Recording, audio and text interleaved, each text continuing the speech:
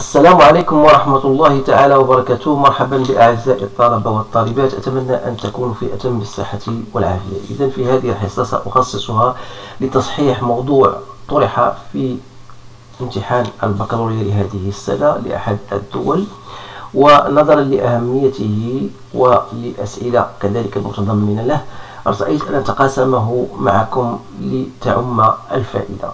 إذا على بركة الله، الموضوع الآن سترونه أمامكم باللغة الفرنسية، وقد اكتفيت هنا بالجزء الأول جزء لأنه أهم بكثير من الجزء بفقط، فهو يتضمن بعض الأسئلة 3 أسئلة، ولكن الأهم هو هذا الجزء الأول. إذا كما ترون عندنا une fonction que vous avez une fonction définie comme étant f de x égale à 1 plus x moins x ln de x si x complet entre 0 et 1 et f de x égale à 1 plus 1 sur racine de x lorsque x est supérieur ou égal à 1. Alors première question, on vous demande de montrer que l'ensemble de définitions de la fonction est df égale à 0 plus l'infini. Étudier la continuité de f en 1, étudier la dérivabilité en 1 et interprétation graphique. Déterminer les limites aux bornes de df, interprétation graphique. Montrer que f admet un prolongement par continuité à droite en 0 et définir ce prolongement. Étudier la dérivabilité de h à droite en 0, interpréter graphiquement le résultat. Calculer f' de x dans chacun des intervalles. Dresser le tableau, tracer la courbe et enfin calculer l'aire en centimètres carrés de la partie du plan comprise entre C de f, la droite d'équation y égale à 1, la droite d'équation x égale à 1 et la droite d'équation x égale à 4. Alors voilà l'ensemble de questions posées. Alors maintenant je vais passer directement à la réponse. Vous avez le temps de vous stopper la vidéo pour effectuer ou bien pour donner la solution à toutes les questions posées, et après vous pouvez comparer, soit de me suivre sur cette vidéo. Alors voilà, on va passer à la réponse. Donc je vais noter d'abord la fonction f de x. Donc on a f de x égale à 1 plus x moins x ln de x si x est compris entre 0 et 1. Et vous avez la fonction f de x égale à 1 plus 1 sur racine de x si x est supérieur ou égal à 1. Alors première question, on va déterminer le domaine de définition. Alors vous savez que f étant défini sur l'intervalle 0,1, il est contenu en tout point de cet intervalle. De même, il est défini encore sur 1 plus l'infini et il est continu sur cet intervalle. Alors le domaine de définition, on peut le composer, donc il est défini sur 0, 1 union 1 plus l'infini. Alors cela peut se traduire directement par le fait que le domaine de définition c'est 0 et plus l'infini, parce que la fonction f de 1 existe. Alors voilà le domaine de définition. Deuxième question, on va chercher les limites de f de x au point 1. D'abord on va étudier la continuité au point 1, c'est-à-dire on va chercher la limite lorsque tend vers 1 moins, c'est-à-dire c'est la limite lorsque tend vers 1 moins de la fonction concernée qui est égale à 1 plus x moins x ln de x. Alors vous essayez de remplacer x par 1, vous obtenez 2. Et la limite de f de x lorsque x tend vers 1 plus, ça sera la limite lorsque x tend vers 1 plus de 1 plus 1 sur racine de x, c'est-à-dire 2. Donc vous remarquez bien que la limite à droite est égale à la limite à gauche, donc ça veut dire que f est donc continu en 1. N'oubliez pas d'ajouter le fait que la limite de f de x lorsque tend vers 1 moins égale à la limite de f de x lorsque tend vers 1 plus. Maintenant, on va étudier la dérivabilité de la fonction au point 1. Alors, pour étudier la dérivabilité, il faut chercher d'abord f de x moins f de 1 sur x moins 1. Donc, ça prend deux expressions, soit pour x entre 0 et 1, c'est-à-dire sera 1 plus x moins x ln de x moins 2 f de 1 sur x moins 1, soit disons x moins 1 moins x ln de x sur x moins 1. Ça, c'est pour x compris entre 0 et 1. Alors, soit l'autre fonction 1 sur racine de x moins 1, et n plus 1 moins 2, ça fait moins 1, sur x moins 1, que je peux l'écrire comme étant, voilà, 1 moins racine de x sur racine de x fois x moins 1. Ça, c'est pour x supérieur ou égal à 1. Alors, je dois chercher donc la limite de f de x moins f de 1 sur x moins 1 pour x lorsque tend vers 1 moins, qui ne sera que la limite lorsque tend vers 1 moins de la première fonction. Alors, je vais essayer de simplifier. Donc, x moins 1 sur x moins 1 n'est autre que 1. Et il me reste quoi? X ln de x sur x moins 1. Alors, sachant que la limite lorsque tend vers 1 moins de ln de x sur x moins 1, c'est une limite standard que vous connaissez en cours, donc est égale à 1. Alors, ceci veut dire que la limite de f de x moins f de 1 sur x moins 1 lorsque x tend vers 1 moins, donc ça sera 1 moins, donc vous remplacez x par 1, donc 1 moins 1, c'est 0. Alors on dit dans ce cas que f est dérivable à gauche de 1, et par conséquent la courbe représentative, il admet une demi-tangente d'équation y est égal à f', ce qui est égal à 0, donc puisque f' on a trouvé égal à 0, f' de x fois x moins 1 plus f de 1, donc il reste y égale à 2. Alors bien, il faut bien saisir ces choses-là. Maintenant, on va passer à la dérivée à droite de 1, c'est-à-dire on va chercher la limite de f de x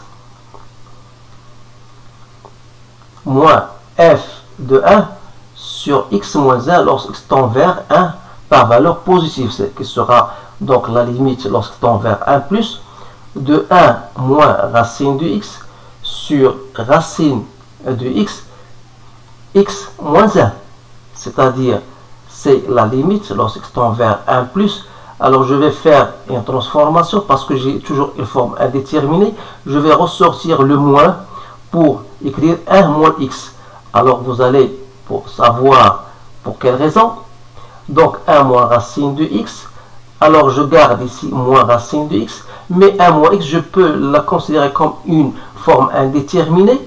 Donc je peux mettre ici racine de x. 1 plus racine de x, sans oublier bien sûr que x est strictement supérieur à 1. Alors je pourrais dans ce cas faire une simplification. Ça me reste donc 1 sur moins racine de x fois 1 plus racine de x. Alors si je remplace par 2, donc ça me donne, par 1 pardon, ça me donne moins 1,5. Donc de la même manière, je dis que dans ce cas, f est dérivable à droite de 1 et sa courbe représentative admet une demi-tangente d'équation y est égal à f', voilà, x moins 1, plus f de 1 qui est égal à 2, ça me donne donc moins 1,5x plus 5 demi. Alors voilà la seconde. Mais en conclusion, f est non dérivable Et ça, c'est la chose la plus importante, est non dérivable en 1, puisque la limite f' de droite de 1 est tout à fait différente de la limite à gauche de 1. Alors là, voilà, on a répondu à cette question. On va passer à autre question, c'est la question numéro 4. Donc, il vous dit, voilà, les limites aux bornes. Donc, il faut chercher dans ce cas, limite de f de x lorsqu'il tend vers 0 plus, qui n'est autre que limite lorsqu'il tend vers 0 plus de 1 plus x moins x ln de x, sachant que la limite de x ln de x est égale à 0, vous la savez bien. Donc ici, je vous remplace par 0, donc ça vous donne quoi? Ça vous donne 1. Ça vous donne une limite qui n'est pas, qui est réelle. Alors, voilà, on a répondu à cette question. On va passer à l'autre limite. Donc, limite de f de x lorsqu'il tend vers plus l'infini. Ça sera limite de la fonction concernée. Donc, c'est égal à 1. C'est facile. Alors, dans ce cas-là, je dis que c de f, il admet une asymptote horizontale d'équation y égale à 1. Il faut toujours noter cela. Maintenant, cinquième question. Montrer que f admet un prolongement continuité h. Alors là, bien sûr, vous remarquez bien que 0, dont on a cherché la limite, 0 n'appartient pas au domaine de définition. La première des choses. Et on a trouvé que limite de f de x lorsqu'il tend vers 0 est égale à 1. Alors on dit dans ce cas que f est prolongeable. Donc il est prolongeable en 0. Et ce prolongement sera défini comme suit. C'est-à-dire, on va considérer que la fonction h de x qui est égale à f de x, c'est-à-dire 1 plus x moins x ln de x, si x est différent de 0, et on va prendre h de 0 égale à 1 qui est égal à la limite de f de x lorsqu'il tend vers 0 plus. Alors voilà la réponse à cette question et j'espère que tout le monde a bien compris ce que je viens d'écrire. Donc maintenant je vais passer à la question 6. L'étude de la dérivabilité de h à droite de 0. Donc toujours il faut chercher h de x moins h de 0 sur x moins 0. Ensuite on va déterminer sa limite. Donc ça me donne 1 plus x moins x ln de x. F de 0 est égal à h de 0 est égal à 1 sur x. Donc ça reste, donc je simplifie, donc x sur x, donc ça me donne 1 moins ln de x. Et dans ce cas, limite de h de x moins h de 0 sur x moins 0 lorsqu'x tend vers 0 plus, ça sera donc la limite de 1 moins ln de x qui est égal moins l'infini. Avec ce moins, ça me donne plus l'infini. Alors dans ce cas, qu'est-ce qu'on va dire? Donc h est non dérivable en 0, bien sûr, à la droite, et la courbe, c'est-à-dire la courbe f, admet, dans ce cas, admet une demi-tangente orientée vers le haut, bien sûr toujours en 0. Voilà, on a répondu à cette question. Maintenant, on va passer à la question 7. La question 7, c'est la recherche des dérivées. Alors, premièrement, sur l'intervalle 0,1, donc il faut toujours mentionner que la fonction est en dérivable sur 0,1, et par conséquent, la dérivée, c'est la dérivée de 1 plus x moins x ln de x, qui n'est autre que 1 moins ln de x plus 1, ça me donne moins ln de x. Alors, puisque x est compris entre 0 et 1, ça veut dire quoi? Ça veut dire que ln de x est inférieur à 0. Et par conséquent, moins ln de x sera supérieur à 0. Ça veut dire que f' de x, elle est positive. Autrement dit, la fonction f est strictement croissante sur l'intervalle 0, 1. Si maintenant x est supérieur, appartient à l'intervalle 1 plus l'infini, dans ce cas, la dérivée f' de x, c'est la dérivée de 1 plus racine de x. Donc c'est facile de trouver sa dérivée. Vous allez trouver c'est moins 1 sur 2x racine de x. Il est strictement négatif. Ça veut dire que f est strictement décroissante. Alors je m'excuse si j'écris en abrégé. Vous devez écrire bien sûr tout en phrase. Alors votre tableau de variation sera le suivant.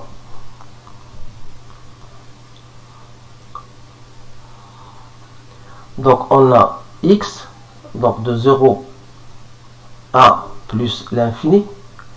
Donc vous avez f' de x et vous avez f de x. Alors on a dit que la fonction ici, elle est continue en 0. Donc elle est continue en 0. Et on a ici le point 1. On a trouvé ici plus, ici moins. Donc voilà l'allure de votre. Donc voilà 1, f de 1, c'est 2. Et voilà, on a ici trouvé 1. Voilà, c'est bien ça. Voilà votre tableau de variation. Maintenant, on va passer, je pense, à la représentation graphique. Alors la représentation graphique, je vais vous le montrer tout de suite parce que je l'ai déjà préparé. Voilà l'allure de votre cours. Alors ici, je vais tout simplement vous signaler des choses très intéressantes. On a dit que au point, la fonction f, elle est continue au point 0, et f de 0 est 1, mais elle n'est pas, on a dit qu'elle admet un prolongement par continuité, c'est-à-dire, et on a montré que la fonction n'est pas dérivable au point 1, ce qui présente une demi-tangente orientée vers le haut, la voilà. Vous avez la dérivée, bien sûr, au point 1. Voilà, vous avez ici, pardon, vous avez au point 1, la fonction n'est pas dérivable, mais qui présente une équation de la tangente 1 moins, c'est-à-dire à gauche de 1, qui est l'équation y égale à 2. Mais à droite de 1, il admet une demi-tangente d'équation y est égale à moins 1 demi, x plus 5 demi. Alors j'ai tracé les deux tangentes au point 1, bien sûr, les équations des tangentes au point 1, je les tracé soigneusement, donc essayez bien de le tracer quand même avec vous. On prend bien sûr l'échelle 1 ici 2 cm. Alors voilà votre courbe. N'oubliez pas que vous avez une asymptote horizontale d'équation y égale à 1. Donc voilà grosso modo l'allure de votre courbe. Alors qu'est-ce qu'il nous reste? Il nous reste maintenant de déterminer l'aire de délimité par la courbe, bien sûr, par la droite d'équation y égale à 1 et par la droite d'équation x égale à 1 et x égale à 4. Alors ça veut dire voilà ce qu'on cherche. Donc voilà cette partie assurée, c'est l'aire qu'on voudrait calculer. Alors je le note A. Alors, comment on va calculer l'aire? Et bien sûr, il faut bien remarquer que la courbe qui est en vert, elle se trouve au-dessus de la droite d'équation y égale à 1. Alors, l'aire sera égale à f de x moins y, c'est-à-dire moins 1. Donc, l'intégrale de cela. Alors, voilà, je vais noter maintenant le calcul. Donc, c'est-à-dire que l'aire que j'ai, donc l'aire n'est autre que l'intégrale entre 1 et 4 de f de x moins 1 d de x, c'est-à-dire l'intégrale entre 1 et 4 de x moins x ln de x dx. Alors il suffit de chercher d'abord, je pose j, l'intégrale de x ln de x dx entre 1 et 4. Alors pour cela, je vais poser u égale à ln de x, et v' égale à x, ce qui me donne u' égale à 1 sur x, et v égale à x au carré sur 2. Alors dans ce cas, j'aurai j égale l'intégrale de x au carré ln de x sur 2 entre 1 et 4 moins 1 demi x dx, c'est-à-dire 8 ln de 4. Moi, je garde celle-ci parce que je vais se débarrasser entre 1 et 4. Et par conséquent, l'air que je cherche, c'est l'intégrale entre 1 et 4 de d'abord de x, donc x dx, moins l'intégrale de ça, c'est-à-dire moins j. Or, qui dit moins j, donc ça veut dire moins 8 ln de 4, moins, ça devient plus 1 demi l'intégrale de x dx entre 1 et 2. Donc 1 plus 1 demi, ça fait 3 demi. Donc ça fait 3 demi. L'intégrale de x, c'est x au carré sur 2 entre 1 et 4 moins 8 ln de 4. Donc ça me donne 3 demi. X, remplace x par 4, ça fait 4 au carré, ça fait 16. 16 divisé par 2, c'est 8. Il me reste 1 demi moins 8 ln de 4. Donc ça me donne 8 fois 2, ça fait 16. 16 moins 1, ça fait 15. 15 fois 3, c'est 45. 45 sur 4. Si je ne me trompe pas. Donc 45 sur 4 moins 8 ln de 4. Sans oublier bien sûr de multiplier par l'unité d'air. Alors puisqu'il est pris à 2 cm, donc je vais devoir multiplier par 4 cm au carré. Alors essayez bien sûr de vous assurer de ces valeurs-là. Donc ça me donne 45 moins 32 ln de 4 en centimètres au carré. J'espère que cela est correct. Donc essayez de le refaire. Si jamais il y a une petite erreur, alors là je m'excuse parce que je n'ai pas une réponse avec moi. Bien sûr, parce que je vous ai dit que c'est un examen qui a été lancé cette année. Et je pense que c'est pour le Sénégal. Alors c'est un très bon exercice. Donc essayez de le refaire. Bien sûr, si vous voulez bien sûr en tirer quelques conseils, bien sûr, qui vous seront utiles. Alors je vous remercie de votre attention.